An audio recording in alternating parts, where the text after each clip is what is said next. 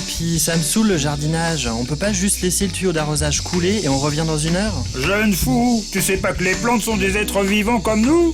Tu aimerais qu'on te gave d'eau, toi? Non. Eh bien, les plantes, c'est pareil. À chaque plante, son arrosage adapté. Adopter de nouvelles pratiques pour jardiner plus nature en limitant l'utilisation des produits chimiques passe par des gestes simples. L'étape de l'arrosage est essentielle. Ciblé, il peut préserver des maladies. L'arrosage que je vais privilégier au jardin, ce sera l'arrosage à l'arrosoir, pour des économies d'eau d'une part, mais aussi parce que ça nous permet de bien concentrer l'eau au pied des végétaux. Arroser les feuilles de vos plantations peut favoriser l'apparition de champignons. Si l'on arrose les feuilles, ce que l'on risque de faire, c'est d'apporter des champignons, et notamment les feuilles de tomates sont très sensibles, on appelle ça le mildiou. Alors qu'en arrosant au pied, on évite évidemment donc ce champignon, on évite aussi que les gouttelettes d'eau qui persistent sur les feuilles grillent les feuilles quand en pleine journée, donc il y a un soleil un peu fort. Avec un peu d'organisation, il est possible d'arroser avec l'eau de pluie. Alors l'arrosage, c'est naturel. C'est récupération d'eau de pluie et des citernes qui sont placées un peu à mes points clés où j'ai besoin d'eau pour éviter de me balader avec mes arrosoirs. Parce que bon, faire des allées-venues, les grands jardins. Tout jardinier vous le dira, arroser au bon moment et comme il faut, c'est tout un art. Au printemps, quand les nuits sont encore un peu fraîches, c'est mieux d'arroser le matin. Fin de printemps, début d'été, arroser plutôt le soir. Les plantes vont profiter de l'humidité comme ça toute la nuit pour se réhydrater et boire correctement l'eau. Encore faut-il savoir quel volume d'eau donner à ces plantations. Toutes n'ont pas les mêmes besoins. Certains légumes sont gourmands en eau, tels que le chou de Saint-Saëns principalement, qui va nécessiter beaucoup d'arrosage.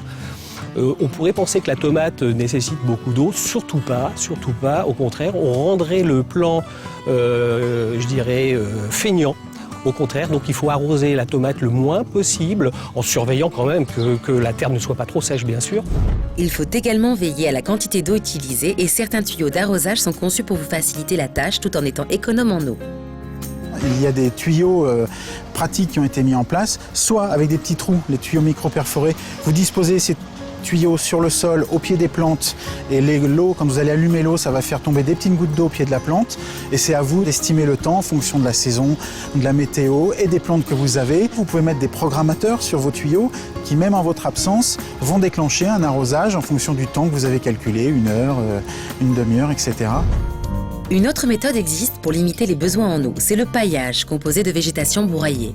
Le paillage, ça peut être avec de la paille, ça peut être avec des copeaux de bois. Alors il y a une chose que nous on a fait avec mon mari, c'est quand on a taillé notre pommier parce qu'il partait dans tous les sens, eh ben, le bois on l'a récupéré, on a fait des petits rondins et hop, on a mis ça au pied de nos arbres pour faire un paillage autour de nos arbres fruitiers.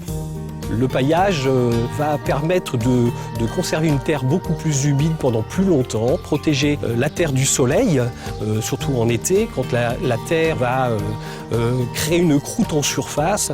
Donc il est essentiel effectivement de pailler pour ne pas arroser de trop. Et enfin, le binage. On dit qu'un binage remplace 2 arrosages dans la mesure où on casse la croûte effectivement de la terre de façon à ce que l'eau s'infiltre beaucoup plus facilement.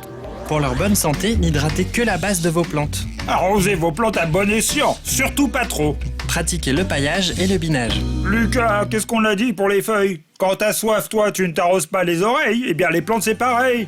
Sauf que ta bouche c'est leurs pieds. Enfin, je me comprends.